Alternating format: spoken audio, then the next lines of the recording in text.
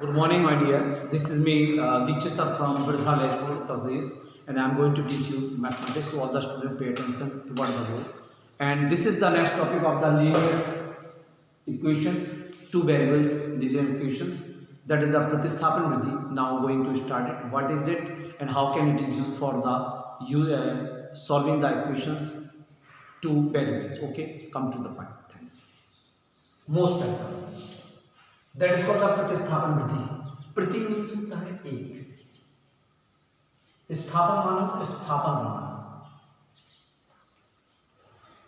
या स्थापना, विधि मानो तरीका, वह तरीका जिससे एक किसी वस्तु को उठा करके दूसरी जगह पर रख दिया जाता है।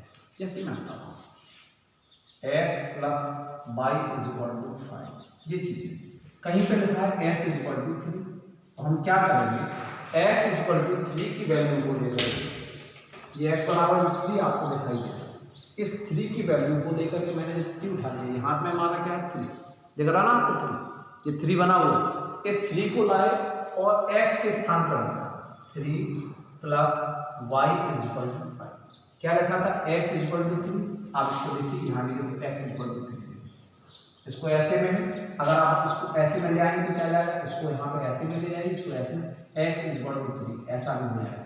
देखिए x = 3, यहाँ भी x = 3, मैंने चेंज कर दिया, ऐसे लेकर के ऐसा कर दिया, x की यहाँ से वैल्यू उठाई और वैल्यू उठा के 3 रख दिया। अब हमारे पास चर थे यहाँ पे कितने, 2, 1। मैंने बता रखा था कि पहले चर 2 होते हैं, x y z को मानते हैं, यहाँ पे 2 चर वाले हैं। पहले जब ये 2 चर, इसके 2 चर हैं तो 2 वेरिएबल्स जो है उनके बारे में बात की जा रही है। तो x की वैल्यू 3 आई, हम y बराबर निकाल सकते हैं, 3 को साइड ले आएंगे, 5 - 3 = 2, तो y की वैल्यू हमारी क्या है, 2 आ चुकी। माय डियर स्टूडेंट, जो मैं टॉपिक की बात कर रहा था कि x की बात को हमने आपको बताया किस तरह से क्या किया, तो मैंने रख दिया, लेकिन इसमें क्या है, इसमें आइए बात करते हैं कि इस फैक्टर है प्रतिस्थापन विधि माने प्रति माने जानेंगे, प्रति माने एक, स्थापन माने स्थापना करना, विधि माने तरीका, उस तरीका जिसमें से किसी एक के मान को दूसरे के मान में स्थापना करना, इसे हम प्रतिस्थापन विधि कहते हैं। दोबारा फिर आराम से लिख लें या फिर आप याद, जब किसी एक समीकरण से x और y चर में से किसी एक चर के मान को एक बनाते हुए दूसरे समीकरण में स्थापित करते हैं, उसे हम प्रतिस्थापन विधि कहते हैं। एक समीकरण बनाते हैं, 2x = 3y = 4x + y = यहाँ 2 मान लेते हैं, -1 मान लेते। मैंने पहले बता चुका हूँ कि समीकरण में आप इतना वाला आगे देख सकते हैं, मान किसी चीज को मान करके फिर बनाया जाता है। 2 मानेंगे तो 2 दूनी 4, माइनस पर मानेंगे तो -3, तो 4 में से -3 गया, बचा कितना 1। अब यहाँ माने 4 दूनी 8, 8 में से -1 जाएगा, कितना बचेगा 7। एक बार सवाल को चेक और करें, प्रोसीड हो गया, बढ़ गया। अब इसको चेक करें, चेक कैसे करेंगे, 2 दूनी 4, -3 एकम 3, 4 में से 3 गया 1, 4 दूनी 8, -22 कितना चला 7। अब आपके आंसर हो गए, इससे हमारा कोई लेना देना नहीं, इसका मान से हमें कोई लेना नहीं, हमें करना। अब माय डियर स्टूडेंट, करना क्या है, आपके पास 2 समीकरण और 4x, 2x की और 2y की, तो 4 वैल्यू मौजूद है। आप चारों वैल्यू करने जाते हैं, 2x, 3y, 4x और y। चारों वैल्यू में देखिए सबसे कम वैल्यू किसकी, देखिए मैं तरीका तो किसी भी तरीके से कर दो, जो चाहे मान लो, आप जैसे चाह कर लो, लेकिन मेरे तरीके से अगर बात करेंगे कि हम आपको क्या सिखाना चाहते, क्या बताना चाहते, तो मेरा तरीका दूसरे तरीकों से भिन्न रहता है। ये बात जान, आपके पास 2x की वैल्यू है, 2y की वैल्यू है, इन x और y वैल्यू के आगे कुछ अचर राशियां लिखी हैं। इन अचर राशियों में सोचिए सबसे ज्यादा सरल राशि कौन सी, पहले वाले समीकरण को हम फर्स्ट कहते हैं, दूसरे वाले समीकरण को हम सेकंड कहते हैं। समझ बात आ गई, प्रतिस्थापन, प्रति माने एक वैल्यू को दूसरे मान का दूसरे वैल्यू में स्थापित करना, प्रतिस्थापन करना। माय डियर, तो मैंने कहा कि सर आप कहेंगे कि सर मैं यहाँ पे देख पा रहा हूँ कि y की वैल्यू सबसे कम है, सबसे छोटी है, सबसे कम है, सबसे अच्छी है। अगर y को नहीं होता तो मैं मानता हूँ भाई 2 का भाग आसानी से चला जाता, तो 2 को ले लीजिए, अगर 2 नहीं तो फिर 4 को ले, मतलब जिसको आपको लगे जिसका भाग आसानी से चला जाता है या भाग देना बिल्कुल सिंपल होता है, उस चीज को आप लोग प्रतिस्थापन में प्रयोग कर देंगे। तो आप क्या लिखेंगे, समीकरण 2 से, यहाँ पे लिखेंगे समीकरण 2 से। अब 2 से तो 4x मान लिया, प्लस बाई बराबर 7। मैंने प्रतिमान 1 ले लिया, हमने कहा बाई सरल था तो बाई को उसी साइड रहने दो, एस को उठा के भेज दो, तो बाई बराबर क्या आ जाएगा 7 - 4x। बस ये वैल्यू निकल गया, ये आगे वैल्यू। यहाँ पे चर कितने थे, 2 चर था, 2 चर वाले वेरिएबल्स थे। अब इन्हें हम 1 चर का वेरिएबल्स बना लेंगे, इस बात का विषय है। अब आपने सेकंड समीकरण से लिया है, सेकंड समीकरण से जो चीज प्राप्त हुई है उसको आप कहेंगे थर्ड। पहला दूसरा समीकरण दे रखा था, इन दोनों में देखा कि समीकरण सबसे सरल किसका है, आपने पाया सबसे सरल समीकरण जो है वह दूसरा है। दूसरे में बाई की वैल्यू सबसे सरल है, बाई की वैल्यू को हम लेने के बाद हम एक समीकरण बनाएंगे। अब उठा करके हम रखेंगे तो लिखेंगे समीकरण 3 को 2 में रखा, नहीं गलत। आपका तीसरा समीकरण किससे प्राप्त हुआ है, 2 से, तो तीसरे को दूसरे में नहीं रखेंगे, तीसरे को रखेंगे तो किसमें, पहले। भाई आपको पता है सेकंड से हमें समीकरण प्राप्त हुआ है आपका थर्ड, सेकंड से समीकरण हमें प्राप्त हुआ है थर्ड, तब ऐसी स्थिति में जो तीसरे समीकरण की वैल्यू रखेंगे उसको हम बेटा पहले में रखेंगे। जो 3 आपको बताए दूसरे से हमें प्राप्त हुआ, ये दूसरा समीकरण था, ये पहला समीकरण, दूसरे समीकरण से हमें प्राप्त हुआ तीसरा समीकरण, तो तीसरे समीकरण की वैल्यू दूसरे पे न रख करके बल्कि उसकी विपरीत माने पहले में रखी जाएगी। तो समीकरण तीसरे का मान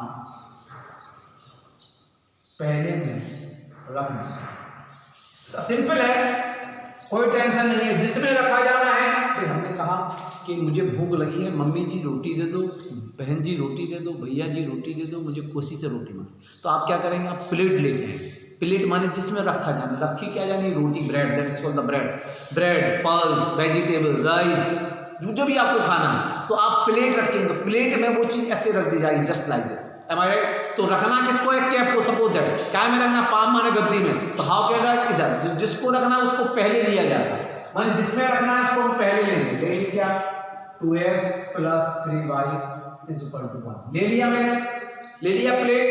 अब इसमें हमें रखना है, क्या रखना है, बाई की वैल्यू, बाई की वैल्यू कितनी है, इतनी वैल्यू है, तो बाई की वैल्यू कितनी है बेटा, देखो जी बाई की वैल्यू, तो 2s की वैल्यू 2s लिखेंगे, +3 लिखेंगे।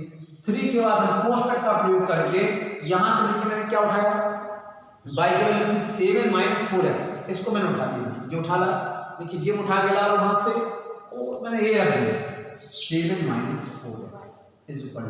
वही 2 के नीचे 2 है, s के नीचे s है, प्लस के नीचे प्लस है, 3 बाई के बराबर वैल्यू जो आ गई वो क्या आ गई, आपको पता है बाई की value, by = 7 - 4s, by = 7 - 4s। बहुत सिंपल है, अगर आप करना चाहेंगे तो बहुत सिंपल है। मैं आपको दावा करता हूं कि आपको यहां से कहीं जाने की जरूरत नहीं है, अगर आप मेरा YouTube चैनल देखते हैं यही पर्याप्त है, कोई मैथमेटिक्स के टीचर के पास पढ़ने की आपको आवश्यकता नहीं होगी, ये मेरी गल है। तब मैं इसके बाद बोर्ड क्वेश्चन भी कराऊंगा ताकि पूरा क्लियर हो। अब आपको मैं बताऊं, आगे हम बढ़ चलेंगे, तो 2x, अब 3 का मल्टीप्लिकेशन है, कोष्टक क्या है, तो निश्चित है कि अंदर में जितने भी संख्या पद, यहाँ 2 पद है, 1 और 2 पद है, तो 7 3 का मल्टीप्लिकेशन केवल एक पद में हो रहा है। अगर कोई भी आगे कोफिशिएंट है या कोई भी मान है या अचर राशि है या संख्यात्मक मान है, तो संख्यात्मक मान का अंदर जितने भी आपके पद होते हैं वो सभी पद में गुणा होगा।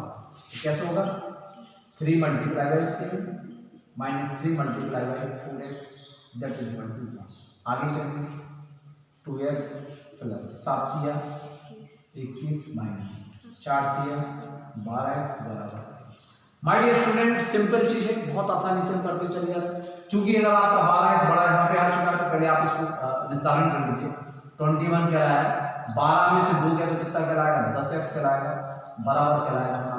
इसमें थोड़ा सा सवाल ज्यादा क्लियर है, पहले हम 1 बनाते, 1 से फिर हम दूसरे में प्रतिस्थापन करते, प्रति माने 1, प्रति माने 1, 1 माने बाई के 1 मान, प्रति माने 1, बाई के 1 मान को बाई के स्थान पर हम स्थापित कर दिया, इसे कहते प्रतिस्थापन विधि। प्रति माने 1 मान को दूसरे समीकरण में स्थापित कर दिया। आगे 10x को प्लस करेंगे, इसको हम यहाँ पे, क्योंकि 10x यहाँ पे माइनस कर रहा है, सबसे पहले इसको मैं प्लस में, क्योंकि x की वैल्यू में सब प्लस में करना पड़ता है, या आप इसको यहीं छोड़ दें, वहां जाएंगे तो माइनस से माइनस भी कर सकता है। तो आपने 21 लिख दिया, उस साइड से बन आएगा माइनस में आ जाएगा, यहाँ पे 10x वहां जाएगा 10x में आ जाएगा, ठीक। यहाँ पे कितना बचेगा, 20 = 10x, x की वैल्यू कितनी आएगी, 20/10 = x। यहाँ पे डिवाइड करेंगे, x की वैल्यू कितनी आ जाएगी, 2 आ जाएगी। ये this is the answer of the question. यहाँ पे पहले वाले मान को निकालने में देखिए टाइम लगता है, आप देख रहे हैं। इसमें प्रतिस्थापन की जो प्रॉब्लम होती है इतनी होती कि आपको पहले किसी भी समीकरण दो में से एक जो सरल दिखाई दे रहा है उस समीकरण को लेकर के उसमें से एक मान निकालिए, उस मान को ले जा करके दूसरे में रखिए, फिर दूसरे मान को एक मान निकलेगा, जब एक मान निकलेगा तब फिर आप उसको रख करके फिर आगे। तो आप सबसे पहले आपको क्या करना है, first of all to copy this item, then I can do it. Item पर बेटा x बराबर 2 वैल्यू जैसे हमने निकाल दी थी, आप इसको लेकर के आप किसी में भी रख सकते हैं, इसके लिए कोई बाउंडेशन नहीं है। आप पहले समीकरण दो, इसके लिए मैंने एक चीज बता रखी कि जो आपको सरल दिखाई दे, तो यहाँ वैल्यू 1 है, 3 है, 2 सरल है, 4 बाई 5 डिफरेंट, तो आपको जिसमें रखना हो तो आप सबको लिख सकते हैं। x बराबर 2 का मान समीकरण 1 में रखना, वही चीज है जिसमें रखना है उसको पहले लिखा जाता है, जैसे मैंने थाली प्लेट का भी हाल एग्जाम में किया था। तो सबसे पहले लिखेंगे 2x plus 3y is equal to 1। मैंने बताया था जिस चीज में रखना है उस चीज को आप पहले लिखेंगे, उसके बाद करेंगे जिस बात का डिसीजन। वैल्यू क्या है, x बराबर ये है 2, s की वैल्यू कितनी है 2, देखो आगे फिर s की वैल्यू बराबर 2 प्लस 3y बराबर 1, 2 दूनी 4 plus 3y is equal to 1, यहाँ पे 4 जाएगा, 3y is equal to 1 minus 4, यहाँ पे वैल्यू ये जाएगी 3y इज इक्वल टू -3। मैं देखता हूँ कुछ स्टूडेंट ऐसी लाइन खींच देते हैं, लाइन आपको नहीं खींचना, मैं इसलिए खींच रहा हूँ ताकि आपको अलग पता चले, आपको तो सीधे करते चले जाए, तो लाइन का यूज आपके लिए नहीं है। और आप जो सोचोगे नहीं सर मैंने कुछ ऐसा ऐसा करके यहाँ भी व्यवस्था कर लूँ तो ऐसे करने की जरूरत नहीं है। यू आर नॉट आपके पास लंबी लाइन है, मेरे पास बोर्ड की सिस्टम एक लिमिटेशन है, उसके लिए मैं ऐसा करता हूँ, लेकिन आपको करने की आवश्यकता नहीं। बाई की वैल्यू लाइन उसके लिए नीचे जाए, बाई इज इक्वल टू -3/3 विभाजित कर देंगे, बाई की वैल्यू आएगी -1, यहाँ पे देखिए माइनस बना चुका था, 2 आ चुका था, आप लिख देंगे अतः s की वैल्यू 2 और y की वैल्यू -1 आ गई। ओके, अब टॉपिक पर चलते हैं। आइए my dear student, this is प्रश्नावली मैं 3.2 शुरू करने वाला हूँ। इसमें आ गया यदि हल संभव हो, चूंकि मैं पीछे की लाइन बोल रहा हूँ, तो निम्नलिखित समीकरणों को प्रतिस्थापन विधि से हल कीजिए यदि हल संभव हो, ऐसा कुछ लिखा है। तो आप इसको ऐसा समझ लीजिए, यदि हल संभव हो तो प्रतिस्थापन विधि से अपन को करना है। हल संभव है या नहीं संभव है ये डिसाइड कैसे करता है, तो मैं आपको बताऊँ। पहले वाले समीकरण को आगे वाला कैसे, आगे वाला मान a1, दिस मान a2, इसको b1 और यहाँ पे c1 कहा जाता है, यहाँ पे कहा जाता है a2, b2 और c2। हल अगर संभव है तो यूनिक या आदुति होगी या फिर हमारा अनंत होगा। उसके लिए सूत्र आपको पता है, a1/a2 का मान अगर बराबर ना हो b1/b2 के, इसका मतलब है इसके मतलब एक हल होगा या हल संभव होगा, आसानी से हम कर पाएंगे। आइए देखते हैं, वैल्यू रखते हैं, यहाँ पे होगा 2, यहाँ पे होगा 6 इज इक्वल टू -7/-20, 2 एकम 2, 2 तिया 6, -7 एकम 7, 7 तिया 21, 1/3 का मान बराबर है 1/3 का मान, जबकि यह मान बराबर नहीं होना चाहिए, मतलब a1/a2 बराबर है b1/b2, अतः इसका कोई भी आदुति हल नहीं होगा या फिर इसकी प्रतिच्छेद रेखाएं नहीं होंगी। अब इसकी दो स्थिति हो सकती हैं, इसके अनंत हल भी हो सकते हैं और आपका कोई हल हो सकता है। तो चूंकि वन मान C1/C2 दिए तो C1 से अगर C2 काटेगा तो 1/3 इसका भी आ जाएगा, तो सभी मान आ गया, तो इसके अनंत हल होंगे, माने पहला वाला समीकरण ही आप। अब इसमें पहले वाले समीकरण में जरा 3 गड़बड़ा करते हैं, 2 तिया 6, 7 तिया 21, 11 तिया 33, तो पहला वाला समीकरण ही दूसरा वाला समीकरण है, इसलिए इस बात को जान लीजिए कि इसके अनंत कौन होंगे। इसमें आप लिख सकते हैं a1/a2 बराबर b1/b2 है, तब इन समीकरणों की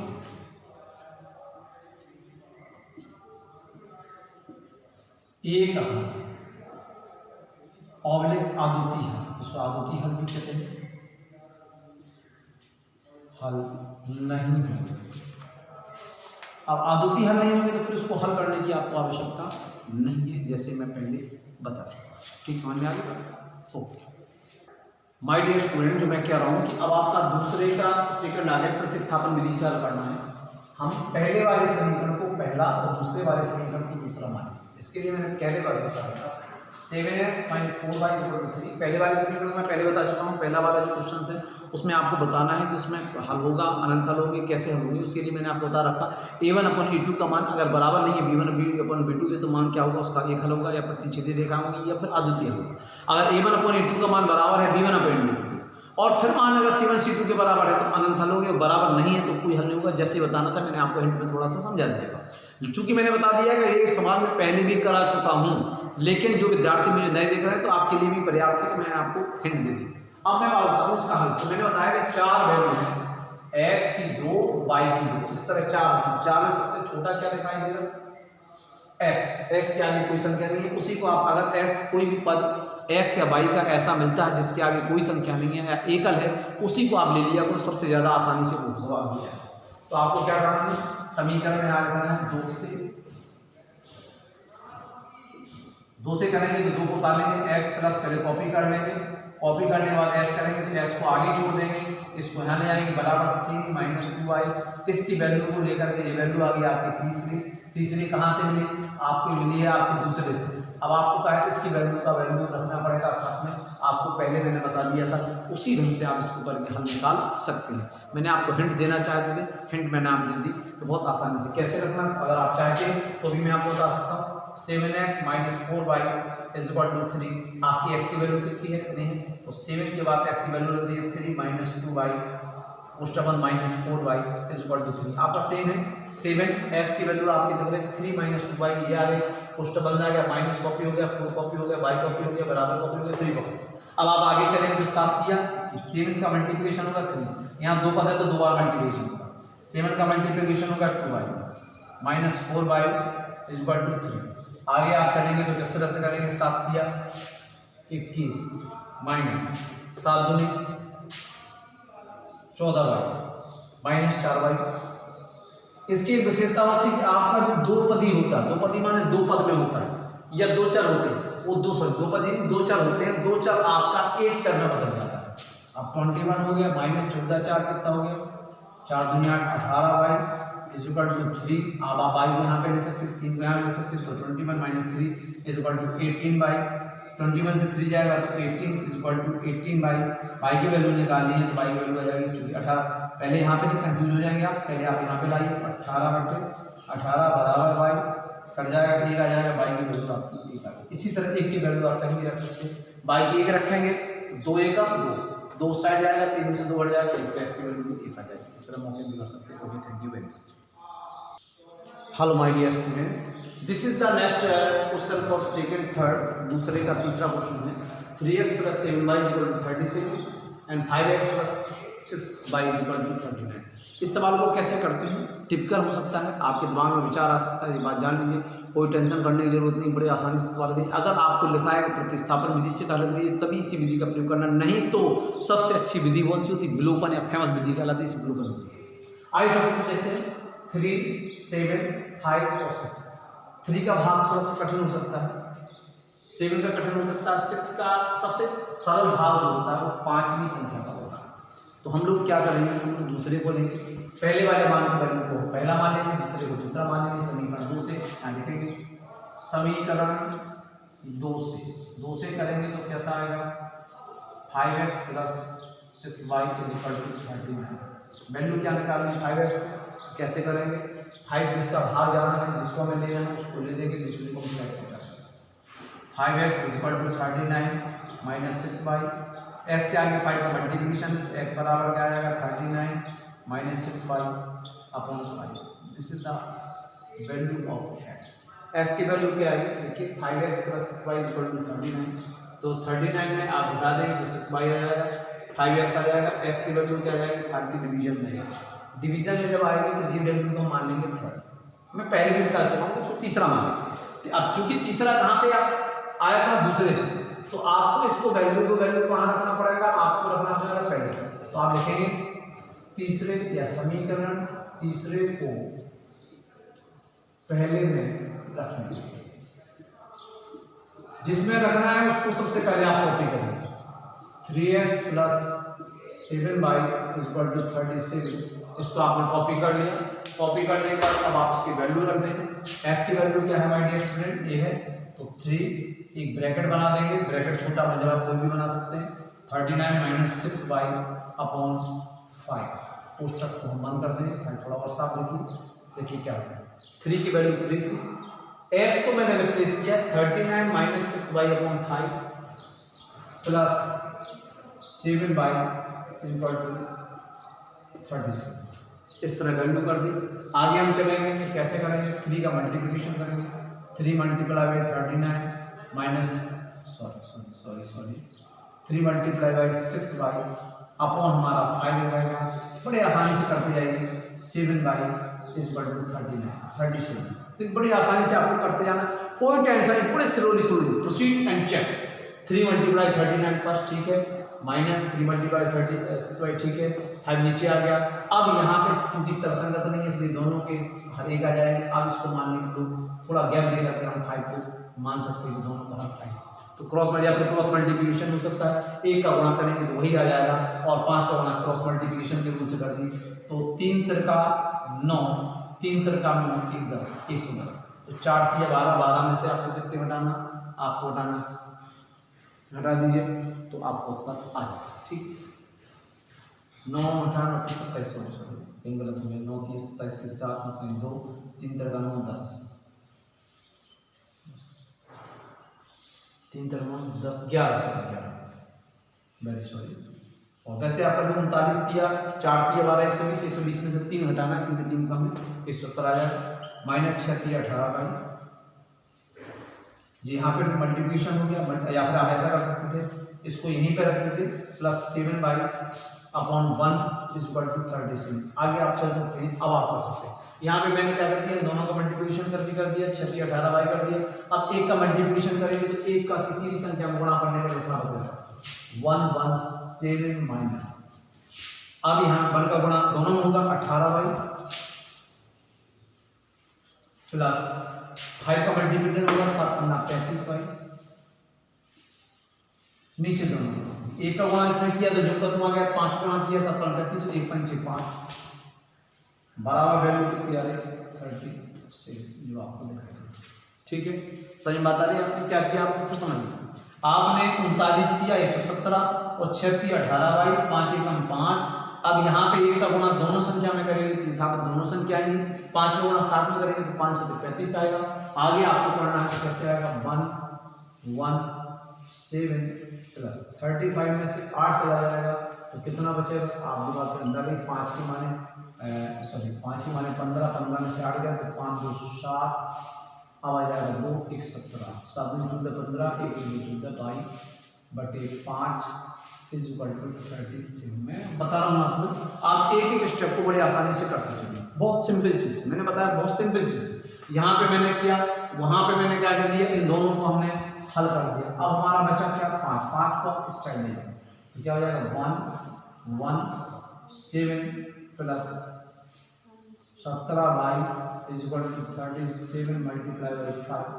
आगे करेंगे 117 plus 17 by is equal to 17 35 की 5 हंसने 3 5 की 15 16 17। आगे समझ में आपको, तो देख लीजिए 17 35 की 5 हंसने 3 5 की 15 3 18 और 4 5 20 200 में से 5 की 15 घटाना, भाई 15 कम करने 3 कम है तो 5 15 इस तरह भी आप कर सकते हैं। अब इस वैल्यू को आप यहाँ पे ले, यहाँ पे क्या जाएगा 70 by is equal to 185 minus 117, तो यहाँ पे आएगा 17 बाई इज इक्वल टू हटा दें 5 की 15 15 में से 7 गया तो 5 3 8 2 6 68 आ जाएगा। ठीक, कोई समस्या, 7 चौक 28 7 चौक 4 7 चौक 28 4 बार चला जाएगा तो 22 की वैल्यू कितनी आ जाएगी 68 बटे यहाँ पे डिवाइड में चला जाएगा 17 17 छक्के 68 22 की वैल्यू बना दिया हिस्सा। सवाल बड़ा होगा, प्रतिस्थापन विधि से था, लेकिन क्या था सवाल में क्वालिटी थी। क्वालिटी क्या थी कि मैंने कहा सबसे ज्यादा सरल भाग 5 का जाएगा, 5 को मैंने लेके चले 5 के रूप में तोड़ दिया, इस वैल्यू को उठा के यहाँ पे रखा, 3 का हमने मल्टीप्लिकेशन दोनों में कर लिया, करने के बाद फिर क्या किया हमने इन दोनों को हल कर लिया। 1 का गुणा किसी पद से करेंगे यथावत रहेगा, फिर 5 का गुणा करेंगे 7 35 आ गया, फिर गुणा 1 5 किया, फिर वहाँ पे लेकर गुणा करके सवाल को एडजस्ट कर दिया, उत्तर हो गया। अब आप क्या कर सकते हैं, y बराबर 7 की वैल्यू आराम से आप किसी भी समीकरण में रख के निकाल सकते हैं, this is y equal to 4 जो कि आ चुका है। अब आप इसको कॉपी कर लें प्लीज।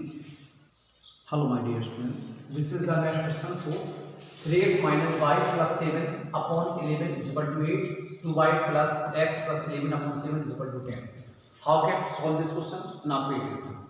मैंने क्या कहा, देखिए ये पूरा पद बना हुआ है हर अंश का, ये भी हर अंश का बना हुआ है, लेकिन यहाँ 3x है, यहाँ पे 2y। 3x 2y में सोचिए कौन सा सरल, आप कहेंगे सर 2x 2y बहुत सरल है, तो 2x को आप ले लीजिएगा, मैंने जैसे पहले बता रखा था, आप यहाँ पे लिखेंगे समीकरण से, कोई टेंशन नहीं करिएगा, 2 जिसको लेना है उसको ले लीजिए, 2y plus x plus 11/7 is equal to 10।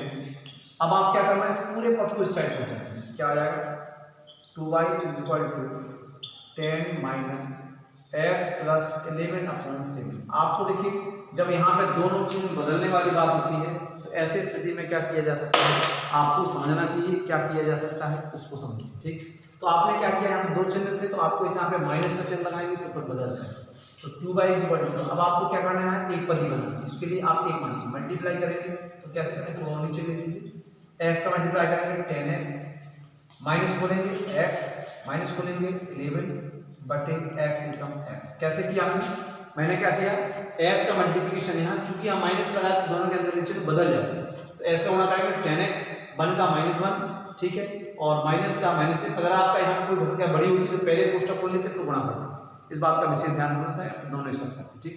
कोई समस्या, 10x 1x एकम 1x 1 का मल्टीप्लाई करेंगे माइनस में तो -11 इज इक्वल टू 7, ठीक है, कोई समस्या तो नहीं, सॉरी यहाँ पे 7 गया था तो थोड़ा सा यहाँ पे डिस्टर्ब टाइप कर दिया, चलिए दोबारा कर लेते हैं, थोड़ा सा एक बार देख लिया करें आप लोग और हम भी देख तो x प्लस 11 को यहाँ ले गए और प्लस 7 लगा, ठीक है, कोई बड़ी बात नहीं, 7 का मल्टीप्लाई करेंगे तो यहाँ पे आ जाएगा 70 माइनस 1 का मल्टीप्लाई करेंगे -1 minus 11 upon 7 is equal to 7 is equal to 2।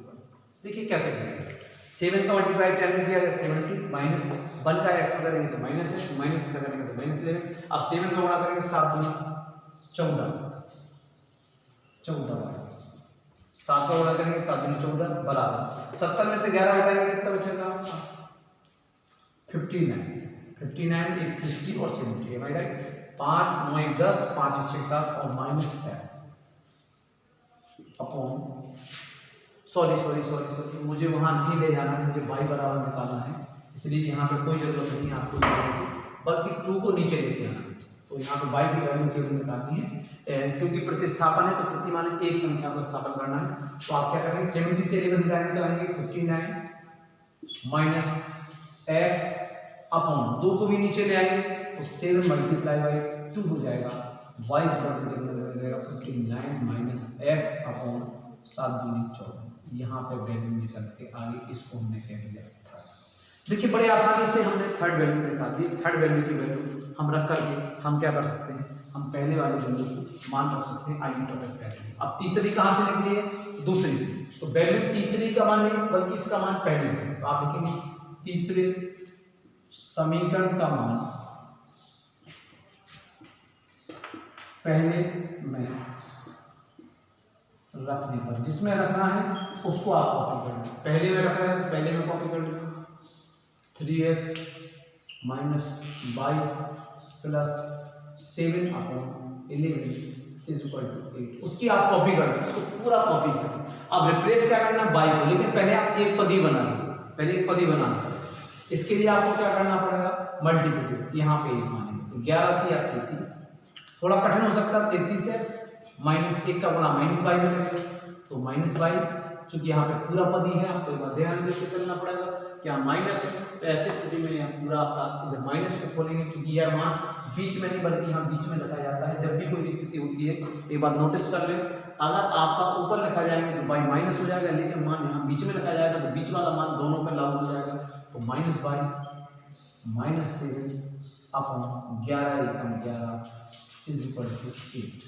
देखिए बारी से करते जाइए कोई समस्या नहीं, 11 मैंने कहा कि माइनस बीच में होता है, यहाँ पे देखिए सवाल में बीच में है माइनस, तो आपको इसका समझ में आ जाएगा कि माइनस बीच में, एम आई राइट, अगर ऊपर होगा तो बाई का अकेला माइनस होगा, तो माइनस कहाँ होगा बीच में होगा, जी माइनस वैल्यू जी आपकी यहाँ पे होगी बिल्कुल बराबर, जो आपका हर जहाँ से शुरू होता है या फिर आप उसी के बराबर लिखा जाता है, ताकि ये मान जब यहाँ ऊपर लागू होगा दोनों पद को चिन्ह बदल देगा, इस बात का विशेष ध्यान रखें।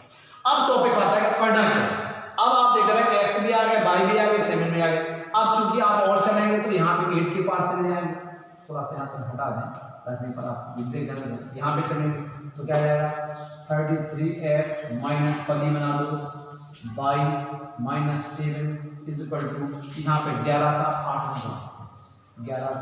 गुना होगा। इसको ध्यान दें 33x माइनस बाई एक स्टेप 11 8 88 यहाँ फिर ले जाएंगे 33x माइनस बाई उस साइड जाएगा तो 88 प्लस 7।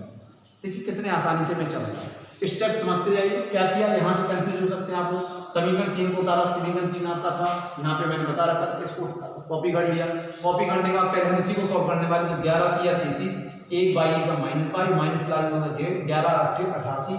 अब यहाँ पे आ गया माइनस 7 ले जाएंगे तो प्लस में आ जाएगा, तो आ जाएगा क्या 33x minus by is equal to 7 15 की 5 माइनस 4। आप देख लीजिए। अब आपको क्या करना है, बाई की वैल्यू को अब रिप्लेस करना है। अब समझ आ गया है कि बाई की वैल्यू को हम लोग समीकरण से रखें। पहले मैंने समीकरण को बदला, अब वैल्यू 33x माइनस बाई की वैल्यू कितनी है 59 माइनस x बटे 14 इज इक्वल टू 90। देखिए क्या 33x माइनस बाई की वैल्यू थी 59 माइनस एक्स बटे 14, इसको करेंगे। अब आपको यहाँ पे 1 मान लेंगे, यहाँ मल्टीप्लाई आएगा 33, अब मल्टीप्लाई आएगा 14x माइनस 1 का मल्टीप्लाई करेंगे तो आगे माइनस का चिन्ह बदल जाएंगे 59 प्लस एक्स बटे 14। देखिए थोड़ा टिपिकल होता जा रहा है, क्योंकि सवाल टिपिकल दिया गया था, इतने सवाल कट नहीं आते। आइए थोड़ा देखते हैं। 33 हो गया, एक्स हो गया, ठीक है 33x जो है सॉरी यहाँ पे आपका ठीक है 33 मल्टीप्लाई 14 एक्स हमारा आगे लिख दिया गया 1 का minus 59 minus minus plus x is equal to 95। अब आप यहाँ पे चले जाएंगे तो क्या हो जाएगा x आपका बढ़ता जाएगा 14 की वैल्यू की 2 से 4 14 42 46 x माइनस 59 प्लस x वहाँ पे 90 तो 95 मल्टीप्लाई बाई 14 करेंगे। तो एक बार आप और चेक कर लीजिए।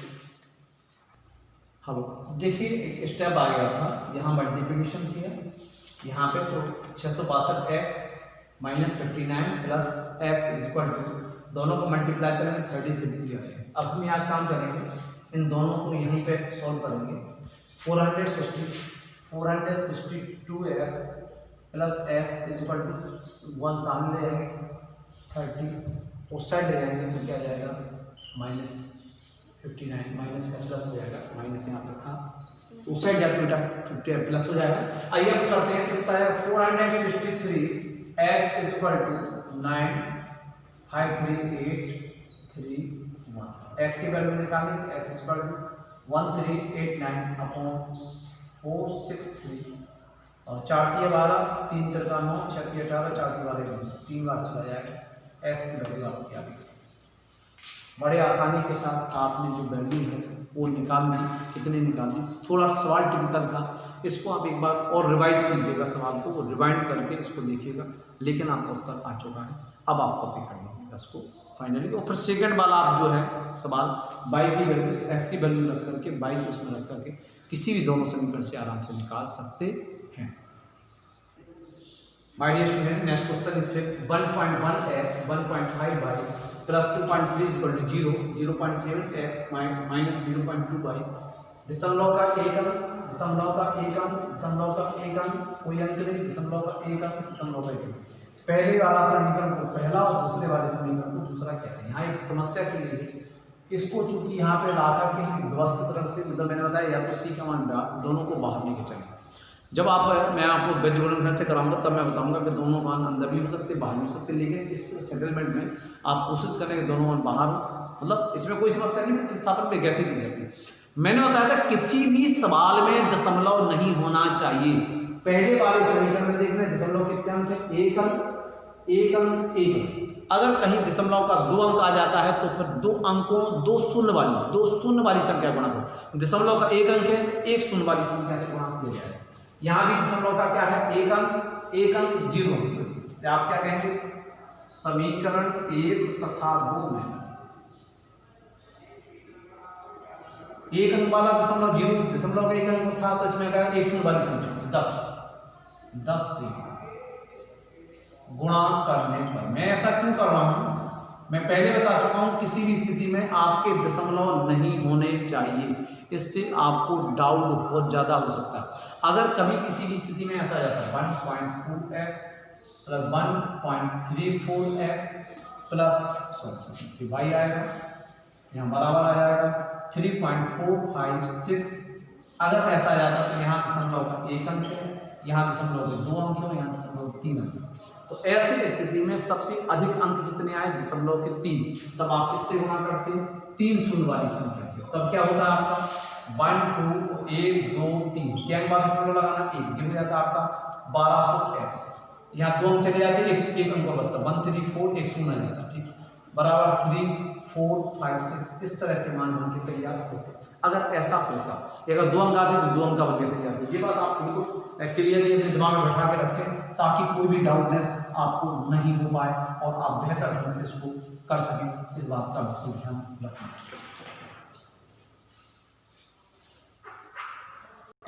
अब आप गुणा करेंगे तो कैसे हो जाएगा, 10 अंक गुणा करेंगे तो आ जाएगा आपका 11। एक अंक बाद दीजिए, दशमलव पीछे चला जाएगा, एक अंक और इसको आप वहां पे पहुंचाएंगे 11x प्लस यहाँ पे आ जाएगा 15y बराबर, आप उस साइड जाएंगे तो -23 आ जाएगा। यहाँ पे करेंगे 7x, एक अंक बाद दशमलव जाएंगे 2y, यहाँ एक अंक दशमलव नहीं है तो यहाँ एक शून्य का गुणा होने पर 20 आएगा। देखिए इनको कहेंगे तीसरा और दोनों में हमने इसलिए गुणा किया क्योंकि एक अंक दशमलव का हमारा एडजस्टेबल था, हमने इसको बेहतर ढंग। अब मैंने बताया था 11x 15y 7y, सबसे सरल था 2y। तो क्या करेंगे समीकरण 4 से, जैसे पहले बता रखा था यही चीज बनाना थी, समीकरण 4 से 7x plus 2y is equal to 20। यहाँ पे रखेंगे 2y is equal to 20 minus 7x, ठीक, y is equal to 20 minus 7x upon 2। इसकी वैल्यू लेकर के आप फिर पहले में रख दीजिए, पहले में मतलब तीसरे में रख दीजिए, आंसर आपका आ जाएगा जैसे मैंने पहले बताया। माय डियर स्टूडेंट, सिंपल चीज़ है, सवाल को मुझे हुआ नहीं बनाना है, सवाल को टिपिकल नहीं बनाना है। सवाल बहुत सरल होते हैं, केवल हमें अपने दिमाग को पेशेंस रखना है। एक IQ सूत्र है, मैं सवाल पहले बता चुका था कि दशमलव में सवाल नहीं चाहिए तो नहीं तो स्थिति गंभीर पैदा कर देगा, जब पहले बता चुका, तो उसको बहुत सिंपली चलिए तरीके से डील करके चलना है। अब आप डाउनलोड कर लो, इसके बाद आप लोग सवाल को सॉल्व करें। Thanks my dear student. जैसे कि नेक्स्ट क्वेश्चन की बात करें तो 2 का दूसरे का चौथा, वर्गमूल 7x प्लस वर्गमूल 11y इज इक्वल टू 0, वर्गमूल 3x माइनस वर्गमूल 5y is equal to 0। My dear सीधा सीधा क्या करना है, इसमें हमने बताया x y x के आगे वर्गमूल 7 वर्गमूल 11 3 और 5। सबसे सरल है वर्गमूल 5, आप समीकरण 2 से कर सकते हैं, आपको बताया। इसमें आपको टेंशन करने की जरूरत नहीं है कि आपका क्या है वर्गमूल समीकरण 2 से, कोई टेंशन करने की जरूरत नहीं। वर्गमूल 3x माइनस वर्गमूल 5y इज इक्वल टू 0, यहाँ लेंगे माइनस वर्गमूल 5y इज इक्वल टू, इसको साइड ले जाएंगे माइनस वर्गमूल 3x, y की वैल्यू निकालनी है तो आ जाएगा माइनस वर्गमूल 3x अपॉन माइनस वर्गमूल 5। अगर वर्गमूल के आगे या कोई भी वैल्यू के आगे अगर कोई चिन्ह मौजूद है तो वो अगर एक बार मतलब भाग में जा रहा है तो अपने चिन्ह को साथ में ले जाता है, यहाँ से यहाँ कट गया तो y की वैल्यू कितनी आ गई वर्गमूल 3x अपॉन 5। अगर आपको कोई भी व्यक्ति कहता सॉरी यहाँ फाइट, ठीक है, तो अगर कोई भी व्यक्ति आपसे कहता है, इस बिंदु का आप विशेष ध्यान रखें, अगर कोई बिंदु आपसे कहता कि आपको क्या करना है तो आप इसमें कर सकते हैं। आप इस बार ध्यान, अगर आपको विलोपन से करना होता तो आपको यहाँ पे 7 या 21 चाहिए था, 3 7 21, यहाँ पे वर्गमूल 7 का गुणा करते, सॉरी वर्गमूल 3 का गुणा करते तो 3 7 21 हो जाता, और वर्गमूल 7 गुणा करते तो 7 3 21 हो जाता, दोनों की बराबर हो जाती, कोई बड़ी बात नहीं, टेंशन। अब इस वैल्यू को आपने कहां से निकाला, इसको निकाला है सेकंड से। आप वैल्यू कहां ऑप्शन देख रहे हैं, सेकंड से निकाल गया, वैल्यू रखेंगे तो आप समीकरण कौन सा वाला निकला था, तो यहाँ पे इसको 3 करेंगे का मान, कौन सा समीकरण 1 में रखना, जिसमें रखना है उसमें लिखिए वर्गमूल 7x प्लस वर्गमूल 11y इज इक्वल टू 0।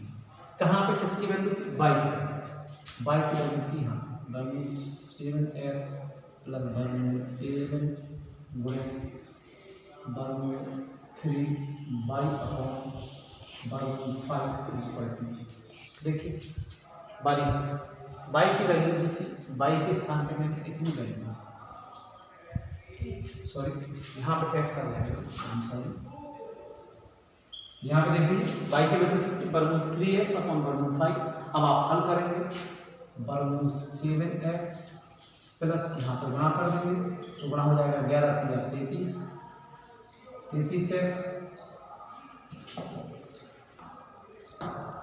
तो आपका आ गया 11 33 x वर्गमूल 5। अब यहाँ पे क्या होगा देखिए, मैं आपको बता दूं, वर्गमूल के अंदर लिखिए, ये बात समझ लीजिए, वर्गमूल 2 मल्टीप्लाई बाय वर्गमूल 3, तो आपका वर्गमूल माना जाएगा, दोनों कॉमन माने जाएंगे, तो ऐसी स्थिति में मल्टीप्लिकेशन हो जाएगा 6, इसमें कोई भी डाउट करने की जरूरत नहीं। लेकिन अगर एक संख्या है पूरी और एक वर्गमूल है, तब संख्या आगे लिख दी जा रही, वर्गमूल पीछे, दोनों में अंतर जान लीजिए।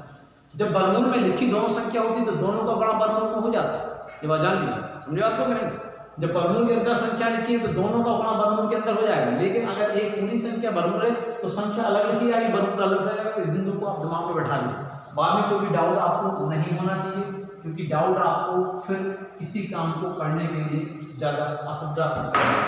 यहाँ पे क्रॉस मल्टीप्लिकेशन के लिए इसका यही सूत्र होता है, 5 सत्ते 35 x प्लस 1 का गुणा करेंगे 33x बटे वर्गमूल 5। यहाँ पे आपको पता है 0 चला रहा था, कॉमन क्या रहा माय डियर स्टूडेंट, x को बाहर निकाल दीजिए, क्या आ जाएगा वर्गमूल 35 प्लस वर्गमूल 33 बटे वर्गमूल 5 बराबर 0।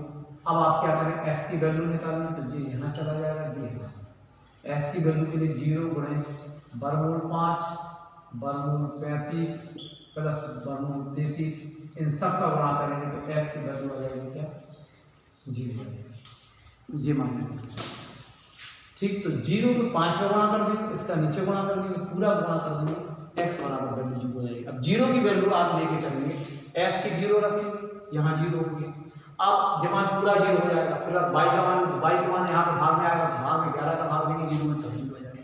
तो अगर x की वैल्यू 0 आ गई तो y की वैल्यू भी आपकी 0 ही आ जाएगी। बड़े आसानी से इस प्रकार से सवाल हो सकते हैं। तो माय डियर स्टूडेंट, जैसा मैं आपको बता रहा हूँ, बहुत तौर तरीके से सवाल किए जाते हैं, केवल आप दिमाग में हलवा मत बनाएं।